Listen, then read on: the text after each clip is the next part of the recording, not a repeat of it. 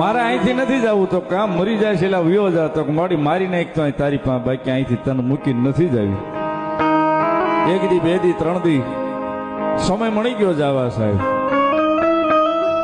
છેવટ સાહેબ રામપરાના મોકળાના કાંઠે મારી મેલોડીને આભની માલ પાછી ઉતરવું પડ્યું હતું. ગઈ મારા ભેગ કદાચ કાલ તને મારા થડ ધૂળના ધડી એટલે કાંઈક થાય ને તેથી કાળી ટીલી મને મેલોડીને બેસે સાહેબ. આ બે ટાઈમ જે તું ધૂપેલિયું ફેરવે છો ને ફેરવજે હવે જા. હું મેલોડી તને કહેવા આવીશું મારું ધૂપેલિયું બે ટાઈમ ફેરવજે.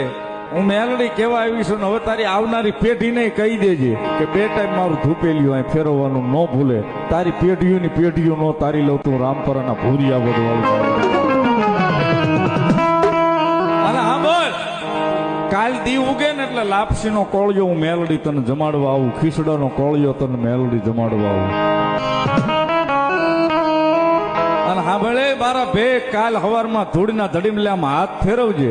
દી ઉગે ને હાથ ફેરવજે. એક રાણી સિક્કો જો દેવા નો ઉતરી જાવ ને તેથી તું રામપરાના ભૂરિયા વડવાળે.